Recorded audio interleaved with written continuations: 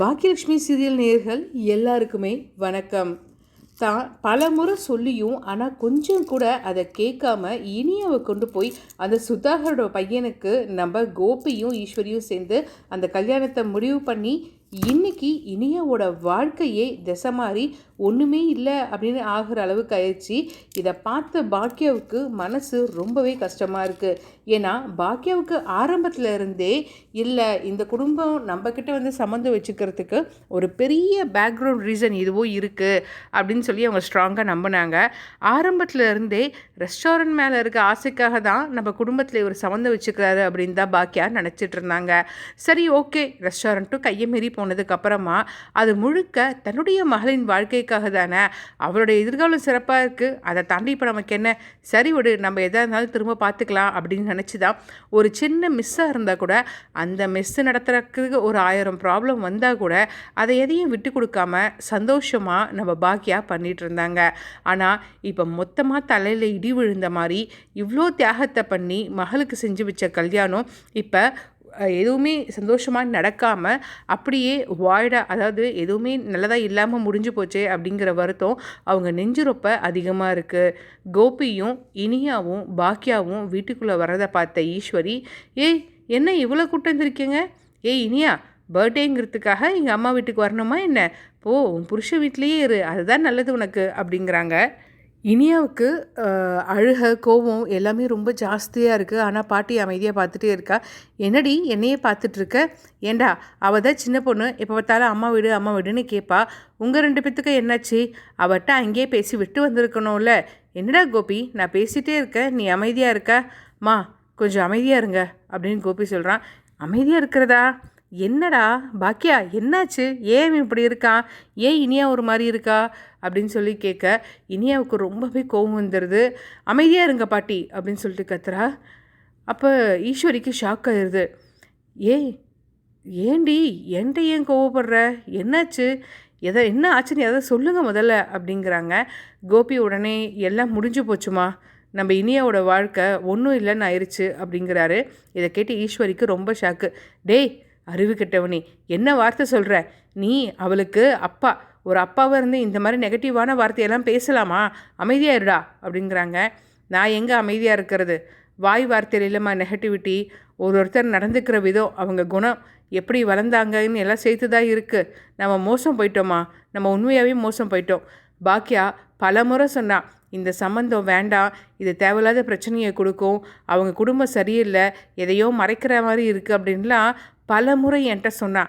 ஆனால் நான் தான் கொஞ்சம் கூட யோசிக்காமல் இல்லை இவங்க நல்ல இடம் அப்படின்னு சொல்லி இந்த அளவுக்கு ஏமாந்துட்டேன், எனக்கே ரொம்ப கஷ்டமாக இருக்குமா அப்படிங்கிறப்பல இனியா இதெல்லாம் பார்த்துட்டு அமைதியாக அழுதுட்டு அப்படியே நிற்கிறா. அப்போ செழியன் வந்துட்டு என்னப்பா சொல்கிறீங்க, அப்போ நீங்கள் சரியாக விசாரிக்கலையா அப்படின்னு சொல்லிட்டு கேட்குறாங்க. ஆமாடா, இவ்வளோ பெரிய பணக்காரங்க அவங்களாம் தேடி வராங்க, பத்தாக்குறைக்கு ஆகாஷுக்கு நம்ம இனியாவை ரொம்ப பிடிச்சு போய் அவர் லவ் பண்ணுறாரு, கல்யாணம் பண்ணால் இனியாவை தான் கல்யாணம் பண்ணுவேன்னு சொல்கிறாரு அப்படின்லாம் கேள்விப்பட்டதால் நான் மேற்கொண்டு பெருசாக இது யோசிச்சிக்கலடா. என்னப்பா இவ்வளோ அசால்ட்டாக ஒரு பதிலை சொல்கிறீங்க, அப்போ எங்கேயாட்டும் சொல்லியிருக்கலாம் இல்லைப்பா, நாங்களாவது விசாரிச்சுருப்போமே, என்னப்பா இப்படி பண்ணிட்டீங்க அப்படிங்கிறாங்க. அப்போ பாக்கியாவுக்கு ரொம்பவே எரிச்சலாகுது. இதெல்லாம் விசாரித்து கண்டுபிடிச்சி வரணும் போகணுன்ட்டுன்னு இல்லை, எனக்கு என் உள்ளுணர்வு அவங்க அப்பாவோட கேரக்டருக்கே இந்த குடும்பம் வேணான்னு தோணுச்சு, ஆனால் கேட்கவே இல்லை, இன்றைக்கி யார் எல்லாத்தையும் இழந்துட்டு நிற்கிறது அப்படின்னு திரும்ப பாக்கியா கத்துறா. அப்போ ஈஸ்வரிக்கு ரொம்பவே கடுப்பாயிருது. முதல்ல என்னாச்சுன்னு சொல்கிறீங்களா, ஏன் இப்படி நடந்துக்கிட்டே இருக்கீங்க எல்லாரும், ஏதோ பேசுகிறீங்க, எனக்கு ஒன்றும் புரியல, என்ன தான் ஆச்சு, இனியா நீயே சொல்லு என்ன ஆச்சு அப்படின்னு சொல்லிட்டு கேட்குறாங்க. அப்போ இனியா இதாண்டா சாக்கு அப்படின்னு சொல்லிட்டு, சொல்கிறேன் பாட்டி, நீங்கள் எனக்கு நல்லதுன்னு சொல்லி போட்டு பண்ணி வச்சிங்களே அந்த கல்யாணம், அது ஒன்றும் இல்லாமல் போயிருச்சு. என் புருஷன் அவன் ஒரு ட்ரக் அடிக்டான், போதைப் பொருளுக்கு அடிமையானவனா, அது மட்டும் இல்லை போலீஸில் ஏற்கனவே இதுக்காக அரெஸ்ட் ஆகி அவர் பதுக்கி வச்சுருந்த போதையெல்லாம் அவங்க எடுத்துகிட்டு போயிட்டுன்னு ரொம்ப அசிங்கமாக போயிருச்சு. அவர் ஏற்கனவே அரெஸ்டாக இருக்கார், போதை பழக்கத்துக்காக அரெஸ்ட் ஆகி அதுலேருந்து அவர் விடுபடுறேன்னு சொல்லி அதுக்கப்புறமா தான் அவரை ரிலீஸ் பண்ணியிருக்காங்க. என் கூட நடுவில் கொஞ்சம் முன்ன பின்ன சண்டை வந்தப்பயே தனக்கு தானே பேசிக்கிறது, ரொம்ப சத்தம் போடுறது, ரொம்ப சைக்கோ மாதிரி பிஹேவ் பண்ணுறதுன்னெலாம் பண்ணார். எனக்கு அப்போவே என்ன இப்படிலாம் பிஹேவ் பண்ணுறாருன்னு தோணுச்சு. ஆனால் அதுக்கப்புறமா தான் நான் தெரிஞ்சுக்கிட்டேன் அவர் போதைப் பொருளுக்கு அடிமையாக இருக்காருன்னு. இனியா, என்னென்னமோ பெரிய வார்த்தையெல்லாம் சொல்கிற, அப்படியெல்லாம் ஒன்றுமே இருக்காது. நிதிஷை பார்க்குறப்ப அப்படிலாம் தெரியுதா என்ன உனக்கு? எனக்கே அப்படி எதுவும் தெரியலை. இத்தனை நாள் கூட இருக்க உனக்கு புரிஞ்சுக்க முடியல நிதிஷை பற்றி அப்படின்னு சொல்லி கேட்குறாங்க. பாட்டி, என் ஆஃபீஸில் பல மாதங்களுக்கு முன்னாடி யாரெல்லாம் இங்கே போதை கடுமையாக இருந்தா அதை பற்றி ஒரு ஆர்டிக்கல் எழுத சொன்னாங்க. அப்படி நான் தேடுறப்ப நியூஸ் பேப்பரில் சென்னை போலீஸ் அரெஸ்ட் பண்ணி நம்ம நிதிஷை வச்சுருந்த எல்லா டீட்டெயிலும் போட்டு அந்த ஆர்டிக்கிளையும் படித்தேன். இப்போ சொல்லுங்கள், அது உண்மையாக இருக்காதா அப்படின்னு சொல்லிட்டு இனியா ரொம்ப கத்தி கேட்குறா. இதை கேட்ட ஈஸ்வரிக்கு அப்படியே மயக்கமே போடுற மாதிரி ஆயிடுது. ஐயோ, என்னடி சொல்கிற, இப்படி ஆயிடுச்சு உன் வாழ்க்கை உண்மையாகவே அப்படிங்கிறாங்க. அப்போ பாக்கியா செமையாக முறைச்சிட்டு நிற்கிறாங்க. இப்போ நீங்கள் இப்படி அழுறதால, மயக்கம் போட்டு விடுறதால என் பொண்ணுக்கு நீங்கள் பண்ண தப்பல்ல இல்லைன்னு ஆயிருமா? இன்றைக்கி யார் வாழ்க்கையை இழந்துட்டு வந்து நிற்கிறது பாருங்கள் முதல்ல அப்படின்னு சொல்லிட்டு பாக்கியா திரும்ப சத்தம் போடுறாங்க. அதிர்ச்சியான ஈஸ்வரி மேற்கொண்டு வேறு எதுவும் பேச மாட்டாங்க. அட்லீஸ்ட் இந்த சூழலை அமைதியாக அப்படி இருக்கிறதுக்காகவாது ஹெல்ப் பண்ணுவாங்க அப்படின்னு நினச்சி தான் இது எல்லாத்தையுமே இப்போ இவங்க எல்லாரும் சொல்லி முடித்தாங்க. ஆனால் ஈஸ்வரியோ, ஏய் இருக்கலாண்டி, அவர் போதைப் பொருள் அது இதுன்னு கெட்ட பழக்கெல்லாம் இருந்திருக்கலாம். ஆனால் அதெல்லாம் அப்போ ஒரு காலத்தில் உன்னை எப்போ பார்த்தாரோ, உன்னை காதலிக்க ஆரம்பித்ததுக்கு அப்புறமா அந்த எல்லா கர்மத்தையும் விட்டுட்டு நல்லபடியாக இருந்த மாதிரி தானே இருந்துச்சு. எனக்கு ஒன்றும் பார்க்குறப்ப அப்படிலாம் தோணலையே. நீ சொல்கிறீ ஒரு பொண்டாட்டியாக உனக்கு என்ன தோணுச்சு? ஆமாம் பாட்டி, தோணுச்சு. அவர் அப்படி தான் என்னை லவ் பண்ணுறேன், எனக்கு ரொம்ப பிடிச்சிருக்கு எல்லாம் சொன்னார். நானும் எனக்கு ஏதோ ரொம்ப சந்தோஷமாக என்னை எப்போவுமே என்னையும் ஒரு தேவதையாக பார்க்குற ஒரு புருஷன் தான் கிடச்சிருக்காருன்னு சந்தோஷமாக தான் இருந்தேன். ஆனால் எப்போ நான் எதாச்சியாக ஆகாஷ்ட ஒரு 2 வார்த்தை பேசுனதை பார்த்து இவருக்கு சந்தேகம் வந்துச்சோ அப்போ இருந்தே தினம் ஒரு நரக வேதனை தான் அனுபவிச்சுட்ருக்கேன்.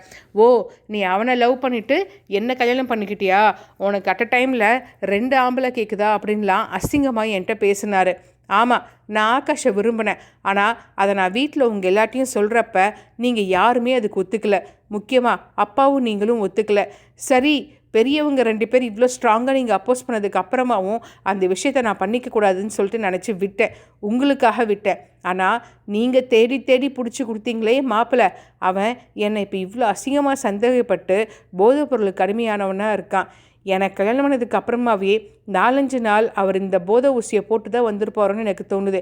ஏன்னா அந்த டைமில் அந்த அளவுக்கு ஒரு ராட்சச மாதிரி பிஹேவ் பண்ணார் அப்படின்னு சொல்லிட்டு இனியா உடஞ்சி அழுதுறா. ஏற்கனவே கோபி ரொம்பவே மனசு நொந்து போய் இருக்கார். தன் மக என்ன கஷ்டத்தையெல்லாம் கோத்ரூ பண்ணியிருக்கான்னு கொஞ்சமாக இனியா சொன்ன உடனே இன்னும் அப்படி இடிஞ்சு போய் நெஞ்சு பிடிச்சிட்டு சோஃபாவில் உட்காந்துடுறாரு. அப்பா அப்படின்னு சொல்கிறாங்க. இல்லைம்மா, எனக்கு ஒன்றும் இல்லை, நான் நல்லா தான் இருக்கேன். இந்த மாதிரி ஏதோ நடந்ததா நீ இந்த கல்யாணத்துக்கே ஒத்துக்கிட்ட இல்லை அப்படின்னு சொல்லிட்டு கோபி கண் ரொம்ப தண்ணியோட அப்படியே தன்னுடைய மகளை பார்க்குறாரு. அப்போ இனியாவுக்கு என்ன பதில் சொல்கிறதுனே தெரியல. ஆனால் பாக்கியாவுக்கு செம்ம கடுப்பாகுது. ஆமாம் கோபி, ஆமாம், இந்த மாதிரி இமோஷ்னலாக அதே இதையும் பேசி தான் ஒழுங்காக யோசித்து வச்சுருந்த என் பொண்ணோட மனசை கெடுத்து இவனை கல்யாணம் பண்ணிக்க சொல்லி நீங்கள் எல்லோரும் கம்பல் பண்ணீங்க. அந்த ஆகாஷ்க்கு வசதி மட்டும்தான் இல்லை, ஆனால் அவனோட குணம், அறிவு, பொறுப்பு, அவன் நம்ம இனியாவை பார்த்த விதம், இது எல்லாமே ரொம்ப சிறப்பாக இருந்தது. ஆனால் உங்கள் 2 பேர்த்துக்கும் அவன்கிட்ட வசதி இல்லைங்கிறது மட்டும்தான் பெருசாக தெரிஞ்சிச்சு. இன்றைக்கி நீங்கள் வசதி வசதி வசதின்னு பெரிய கோடீஸ்வர வீட்டில், பரம்பரை பணக்கார வீட்டில் இனியாவை கட்டி கொடுத்துருக்குன்னு சந்தோஷப்பட்டுட்டு இருந்தீங்களே, ஆனால் இன்றைக்கி இனியா அந்த வீட்டில் எப்படி இருக்கான்னு தெரியுமா அப்படின்னு சொல்லிட்டு பாக்கியா ரொம்பவே மனசு நொந்து போய் அழுகிறாங்க. இதை பார்த்த ஈஸ்வரிக்குமே மனசு கஷ்டமாக தான் இருக்குது. ஆனால் திரும்பவுமே ஈஸ்வரி எல்லாமே சரிதான், ஆனால் இனிமேல் அவர் இப்படி பண்ண மாட்டாரடி, என்னடி நினச்சிக்கிட்டு இருக்க நீ? கல்யாணம் பண்ணி போய் கொஞ்சம் மாதம்தான் ஆகுது. இத்தனை நாள் அவங்க கூட இருந்துட்டு திடீர்னு எனக்கு இந்த கல்யாண வாழ்க்கை வேணான்னா காலம் முழுக்க என்ன இனியா பண்ண போகிற? இதெல்லாம் தப்பு இனியா, உனக்கு இப்போ தெரியாது, நாட்கள் போக போக ரொம்பவே கஷ்டமாக இருக்கும் ஒரு நாளையும் கடத்துறது. இது வேண்டாம், நீ பேசாமல் அவன் கூட போ, அம்மாவும் அப்பாவும் வரட்டும், எல்லாருமே சேர்ந்து பேசுகிறோம். இனிமேல் உன் வீட்டுக்காரு தப்பான எந்த விஷயத்தையும் பண்ண மாட்டார், உன்னையும் நல்லா பார்த்துக்குவார் அப்படின்னு ஈஸ்வரி திரும்பவும் அவங்களுக்கு சப்போர்ட் பண்ணி பேசுகிற மாதிரியே பேசுகிறாங்க. இதை கேட்ட கோபிக்கு இதுக்கு மேலேயும் தான் அம்மாட்ட டென்ஷன் ஆகாமல் இருந்தால் வேலைக்கு ஆகாதுன்னு சொல்லிட்டு, அம்மா நீங்கள் கொஞ்சம் அமைதியாக இருங்க, இனி ஒரு வார்த்தை நீங்கள் இனியாவோட வாழ்க்கையை பற்றி பேசக்கூடாது அப்படின்னு சொல்லிடுறாங்க. இதை கேட்ட ஈஸ்வரிக்கு ரொம்பவே ஷாக் ஆயிடுது. ஏன்னா இது வரைக்கும் கோபி இந்த மாதிரிலாம் அவங்க அம்மாட்ட பேசினதே இல்லை. அதனால் அதிர்ச்சியாகி அப்படியே அமைதியாக ஈஸ்வரி கோபியோட முகத்தை பார்த்துட்ருக்காங்க. அது தொடர்ந்து பேசின கோபி, போதுமா, நீ நானும் இனியாவுக்கு நல்லது பண்ணுறோன்னு சொல்லி இவ்வளோ தூரம் சொதப்பி வச்சதே ரொம்ப போதும். இதுக்கப்புறம் நீயும் நானும் எதுவும் பேசவே கூடாது. எதாக இருந்தாலும் பாக்கியாக எடுக்கிற முடிவு தான். அவள் என்ன சொல்கிறாளோ அதுக்கேற்ற மாதிரி தான் இனிமேல் இனியாவோட வாழ்க்கை இருக்க போகுது. போதும், நம்ம யோசித்ததும் அவளுக்கு நல்லது பண்ணுறோன்னு சொல்லி எல்லாத்தையும் பண்ணதும் எனக்கு நெஞ்சே வலிக்கிற மாதிரி இருக்குமா. நானே என் பொண்ணுக்கு இப்படி ஒரு கேவலமான மாப்பிள்ளையை பார்த்துட்டேனேன்ட்டுன்னு நினைக்க என்னால் அதை தாங்கிக்கவே முடியல. பாக்கியா, என்னை மன்னிச்சிரு. இந்த மன்னிப்பெல்லாம் எதுக்குமே உதவாதுன்னு எனக்கு தெரியுது. ஆனால் இருந்தாலும் மன்னிப்பு கேட்க வேண்டியது என்னோடய கடமை. என்னை தயவு செஞ்சு மன்னிச்சிடு. இனியா, நீயும் தான். இனி என்ன பண்ணால் இனியாவோட வாழ்க்கையை சரி பண்ண முடியும்னு நீ நினைக்கிறியோ அது எதுவாக இருந்தாலும் என்கிட்ட சொல்லு. என்னால் என்னெல்லாம் பண்ண முடியுமோ எல்லாத்தையுமே நான் அதுக்காக உனக்கு செஞ்சு தரேன். எப்படியாவது இனியாவோட வாழ்க்கையை சரி பண்ணிரு பாக்கியா. உன்னால் அது கண்டிப்பாக முடியும். நீ நினச்சனா முடிக்காத காரியமே இல்லை. இது நம்ம பொண்ணோட வாழ்க்கை அப்படிங்கிறத உன் மனசில் பதிய போடு. யோசித்து என்ன பண்ணால் இனியா வாழ்க்கை நல்லா இருக்குன்னு நீ சொல்கிறியோ அதுக்கு எந்த ஒரு வார்த்தையும் எதிராக நான் பேச மாட்டேன். நீ சொல்கிறபடியே அதை செஞ்சுக்கலான்னு தான் சொல்லுவேன். அதனால் தயவு செஞ்சு நம்ம பொண்ணுக்காக யோசித்து ஒரு நல்ல முடிவை கொடு அப்படின்னு சொல்கிறாரு கோபி. வீட்டில் அவங்கவுங்க அப்படியே இருக்கிறப்ப ஒரு சிலர் போய் தண்ணி குடிக்கிறது, அடுத்து படுக்க போகிறது அப்படிங்கிற மாதிரி வீடியோ ரொம்ப அமைதியாக நிசப்தமாக இருக்குது. கட் பண்ணால் இந்த பக்கம் செல்வி தன்னோட வீட்டுக்கு வந்து ஆகாஷ்கிட்டையும் தன்னுடைய கணவரும் அப்போ வீட்டில் தான் இருக்கார். நம்ம இனியாவோட வாழ்க்கையில் நடந்த இந்த அதிர்ச்சிகரமான சம்பவங்களை சொல்கிறாங்க. இதை கேட்ட ஆகாஷ்க்கு ரொம்பவே பேரதிர்ச்சியாக இருக்குது. என்னம்மா சொல்கிற, நீ சொல்கிறதெல்லாம் டே உண்மைதாண்டா. எல்லாரும் இனியாவோட பிறந்த நாளுக்குன்னு சந்தோஷமாக போனோம். ஆனால் போன இடத்துல இந்த மாதிரி ஒரு அதிர்ச்சியாக நடக்கும், அது எல்லாமே உண்மையாக இருக்கும்னு நாங்கள் யாரும் நினச்சே பார்க்கலடா. மனசுக்கே ரொம்ப கஷ்டமாக இருக்குடா. நான் தூக்கி வளர்த்த பொண்ணு இனியா, அந்த பிள்ளையோட கல்யாண வாழ்க்கை இப்படி ஆயிடுச்சேன்னு நினைக்கிறப்ப ரொம்பவே மனசுக்கு கஷ்டமாக இருக்குடா அப்படின்னு சொல்லி பேசுகிறாங்க. இதை கேட்ட ஆகாஷுக்குமே ரொம்பவே மனசு சங்கடமாக இருக்குது. என்னம்மா இது, ஏம்மா இவங்களுக்கு இப்படி ஏதாவது நடந்துக்கிட்டே இருக்குது அப்படிங்கிறாப்புல.